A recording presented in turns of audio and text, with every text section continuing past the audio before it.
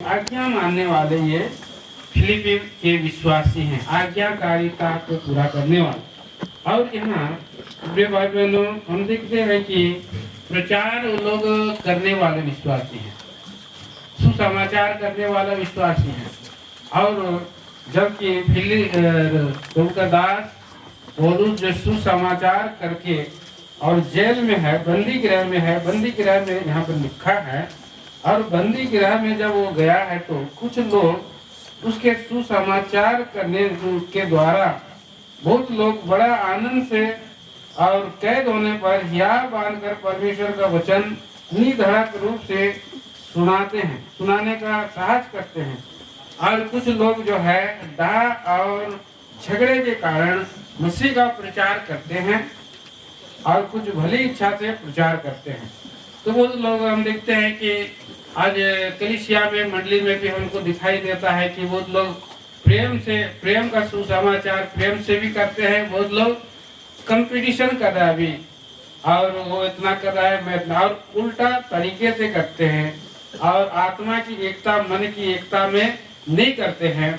और इसीलिए फिर यहाँ पर दूसरा अध्याय में हम जब आते हैं तो प्रभु का दास उनको ये सलाह दे रहा है कि यदि मसीह में कुछ शांति और प्रेम से ढाढ़स और आत्मा की सहभागिता और कुछ करुणा और दया है तो मेरा यह आनंद पूरा करो कि एक मन रहो और एक ही प्रेम और एक ही चित्त और एक ही मनसा रखो। बोल के एक नया सलाह दिया जा रहा है। और कह रहे हैं 3 वचन में, विरोध या बूढ़ी झूठी बड़ाई के लिए कुछ न करो। तो कई बार हम लोग जो सुसमाचार सुनाते हैं और सेवा करते हैं और बहुत सा बातों करते हैं, तो ये झूठी दिखावा, बड़ाई, प्रशंसा पाने के लिए करते हैं। इससे हमको वो झूठी बड़ाई प्रशंसा से कोई लाभ नहीं होने वाला। प्रभु का वचन में हम पढ़ते भी हैं कि जो तुम करते हो, तुम्हारा दाया हाथ करता है तो बाया हाथ भी तुमको जो कि पता नहीं चलना चाहिए कि क्या कर रहा है। तो इस तरह से बहुत सारे लोग जो है अगर ऐसे करते हैं तो उनका प्रतिफल उसी जगह में ही उसका लाभ हो जाता है, वो मिल जाता है, स्वर्ग में प्रतिफल मिले। इसीलिए और एक स्वर्गीय गुण को प्रभु जी यहाँ पर भेद को प्रकट किए हैं। हम अभी भेद के बारे में देखते हैं। और वो भेद क्या है?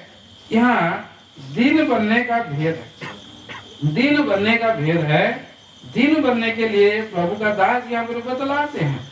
फिर यहाँ पर लिखा है, और जैसा मसीह यीशु का स्वभाव था वैसा ही तुम्हारा भी स्वभाव हो। तो मसीह यीशु का स्वभाव को हम देख सकते हैं कि भाई बहनों, मसीह यीशु का स्वभाव और इस पृथ्वी पर आया तो कैसे वो दीन बना, इस पृथ्वी पर आकर के स्वर्ग का प्रभु। और यहाँ पर हम पढ़ते हैं, लिखा है कि जिसने परमेश्वर के स्वरूप में होकर भी परमेश्वर के तुल्य होने को अपने वश में रखने की वस्तु ना समझा। वो परमेश्वर है और इस पृथ्वी पर आकर के वो जो है परमेश्वर का पुत्र नहीं कहलाया। उसने क्या कहलाया है? मनुष्य का पुत्र कहलाया है। देखिए हम पढ़ सकते हैं, वहां पर हम पढ़ सकते हैं, कोई भी कृपया और पढ़ने में मरकुस की किताब 9 अध्याय का 31 वचन में हम पढ़ते हैं कि वहाँ पर अपने आप को कैसे बोल रहा है। कोई भी कृपया पढ़ सकते हैं। क्योंकि वह अपने चेलों को उपदेश देता और उनसे कहता था, मनुष्य का पुत्र मनुष्य के साथ में पकड़वाया जाएगा। मनुष्य का पुत्र बोला है, मनुष्य का, अपने आप को क्या बोला है? मनुष्य का पुत्र मनुष्यों के हाथ में पकड़वाया जाएगा। यहाँ पर हम देखते हैं कि परमेश्वर का स्वरूप में होकर भी एक जगह अपने निज चेलों को कहता है, जिसने मुझे देखा है उसने पिता को देखा है बोला। दूसरी जगह में हम पढ़ते, लेकिन यहाँ पर अब अपने आप को बोला है कि मनुष्य का पुत्र और सृष्टिकर्ता परमेश्वर और वो वचन देहधारी होकर के मनुष्य का पुत्र कहलाया। और बहुत लोग प्रभु की और दुष्ट आत्मा सब भी आया करके उसको जो है कि कहते थे ये तो परम प्रधान परमेश्वर का पुत्र है, लेकिन उसका जो है मुंह को बंद कर देते थे प्रभु यीशु मसीह। और उसने परमेश्वर होने को आपने वश में रखने की वस्तु ना समझा। करके हम देखते हैं अपने आप को परमेश्वर का पुत्र नहीं कहलाया, मनुष्य का पुत्र कहलाया। और वहाँ उसने ना कि मनुष्य का पुत्र कहलाया, शून्य किया और दास का स्वरूप उसने जो है धारण किया है। हम इस बात को हम देख सकते हैं। उसने शिक्षा दिया, चेलों को एक भेद बताया, दीन बनने का और ऊंचा बनने का, महान बनने का भेद। देखिए हम पढ़ते हैं मत्ती रचित सुसमाचार 20 अध्याय में हम पढ़ते हैं। मत्ती रचित सुसमाचार 20 अध्याय का 25 वचन से कोई पढ़ सकते हैं। यीशु ने उन्हें पास बुलाकर कहा, तुम जानते हो कि अन्य जातियों के हकीम उन पर प्रभुता करते हैं और जो बड़े हैं वे उन पर अधिकार जताते हैं। हाँ, और परंतु तुम में से ऐसा नहीं होगा, परंतु जो कोई तुम में बड़ा होना चाहे वह तुम्हारा सेवक बने, और जो तुम में प्रधान होना चाहे वह तुम्हारा दास बने। जैसे कि मनुष्य का पुत्र वह इसलिए नहीं आया कि उसकी सेवा टहल की जाए, परंतु इसलिए आया कि आप सेवा टहल करें और बहुतों की छुड़ावती के लिए अपने प्राण दे। यहाँ बात देखिए, प्रभु यीशु मसीह अपने स्वयं का उदाहरण चेलों को दे रहा है। वो कह रहा है जैसा कि मनुष्य का पुत्र इसलिए नहीं आया कि उसकी सेवा टहल की जाए, पर इसलिए आया कि आप सेवा टहल करें और बहुतों की छुड़ौती के लिए प्राण।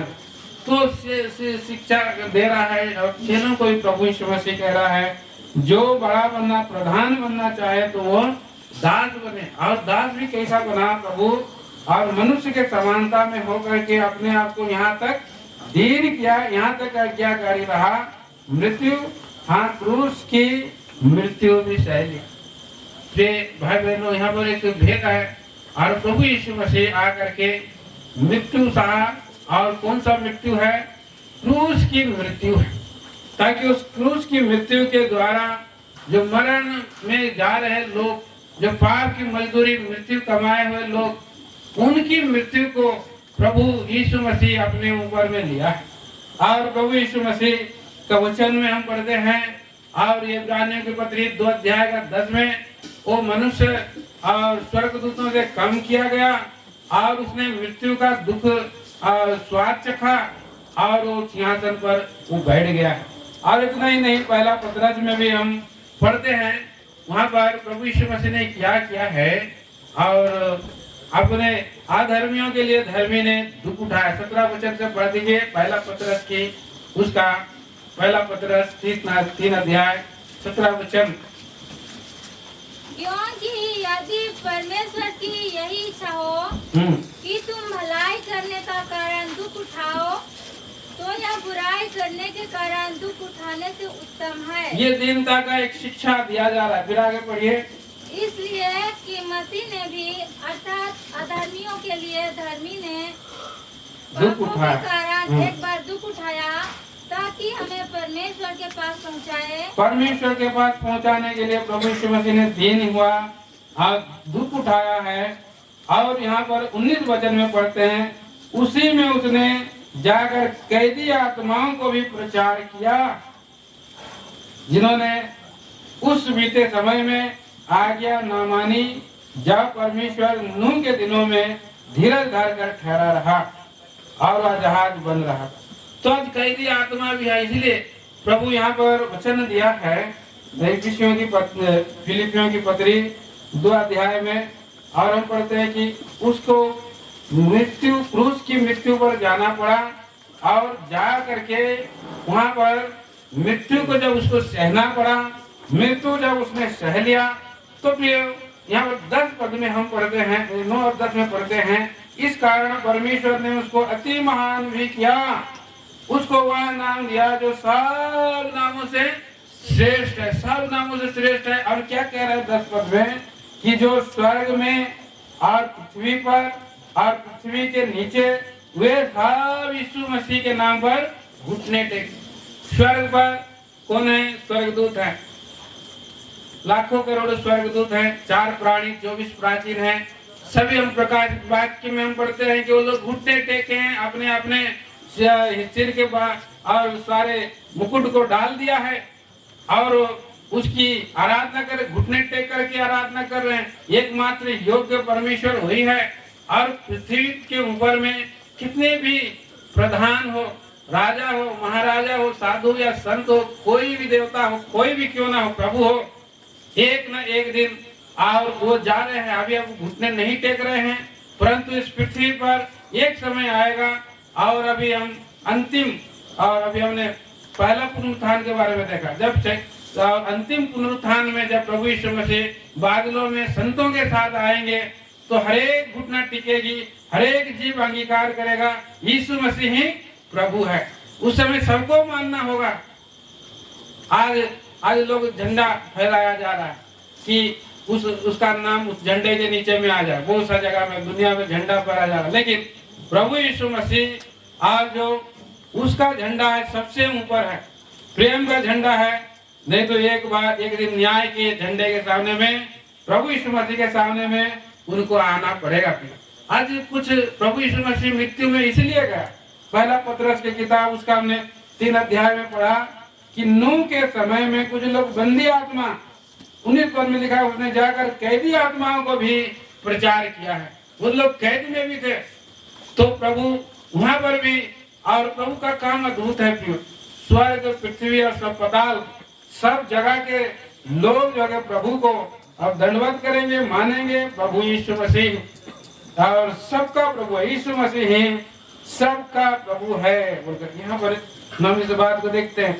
आज हमें प्रभु का वचन मिला है, और इस समय भी हमें सुसमाचार का प्रभु का वचन भी मिला है। यहाँ यूहन्ना सुसमाचार 5 अध्याय का 24 पद में पढ़ते हैं, प्रभु ने भेजा है, और जिसको प्रभु ने भेजा है और उस प्रभु के भेजने वाले पर कोई अगर विश्वास करता है तो जीवन में, और विश्वास करने से मृत्यु के पार जीवन में प्रवेश कर गया है। तो देखिए उसको पढ़ लीजिए, यूहन्ना सुसमाचार उसके। मैं तुमसे सच सच कहता हूँ, जो मेरा वचन सुनकर मेरे भेजने वाले पर विश्वास करता है, अनंत जीवन उसका है, और उस पर दंड की आज्ञा नहीं होती, परंतु वह मृत्यु से पार होकर जीवन में प्रवेश कर चुका है। जीवन में प्रवेश ऑलरेडी। अभी आप लोग ग्रहण किया प्रभु यीशु मसीह को, प्रभु के वचन पर विश्वास किया, हृदय की सच्चाई से विश्वास किया। आप भी जो है इस शरीर में आप 30 साल 60 साल का नहीं है। अगर आप अभी कुछ हो जाता है, डायरेक्ट आप अनंत जीवन में प्रवेश कर गया, मृत्यु के पार जीवन में प्रवेश कर गया है। उस पर दंड की आज्ञा नहीं है, उस पर दंड की आज्ञा चली गई। प्रभु यीशु मसीह और मृत्यु में से जी उठ करके, और उसके पास मृत्यु और अधोलोक की कुंजी उसके हाथ में है, और वो जय पाया हुआ है। तो कितना बड़ा ये आनंद है, और कितना बड़ा ये भेद है, कितना बड़ा ये पुनरुत्थान की सामर्थ है जो प्रभु यहाँ पर हमें बताता है, यहाँ में दिखाया है। इसलिए बड़े आनंद के साथ, और इन लोगों को दीन बनने के विषय में फिलिपियों के पत्री के विश्वासियों को उपदेश दिया है। ज्योति के समान चमको बोल करके आगे हम पढ़ आगे हम नहीं करेंगे स्टूडेंट। और इसलिए एक वचन और पढ़ लेंगे, और 15 वचन हम लोग साथ में हम लोग पढ़ेंगे। ताकि पढ़े, ताकि तुम निर्दोष और भोले होकर टेढ़े और प्रभु के बीच परमेश्वर के निष्कलंक संतान बने रहो, जिनके बीच में तुम जीवन का वचन लिए हुए जगत में जलते दीपक के समान दिखाई देते हो। तो निर्दोष और भोले बन करके इस पत्री का उद्देश्य है, और ये दीनता बनने का उद्देश्य है। निर्दोष बनना, भोले बनना, टेढ़े और हटीले लोगों के बीच में परमेश्वर के निष्कलंक संतान बन करके हमें इस पृथ्वी पर चलते रहना। तीमुथियुस का उसमें वो उदाहरण स्वरूप यहाँ पर और उनको प्रकट किया गया है। ऐसे वो लोग जीवन बिताया। प्रभु हमें सहायता करे, ऐसे पवित्र, ऐसे निर्दोष भोले बनकर जीवन बिता सके, सहायता करे। प्रभु इन चारों को आशीष दे।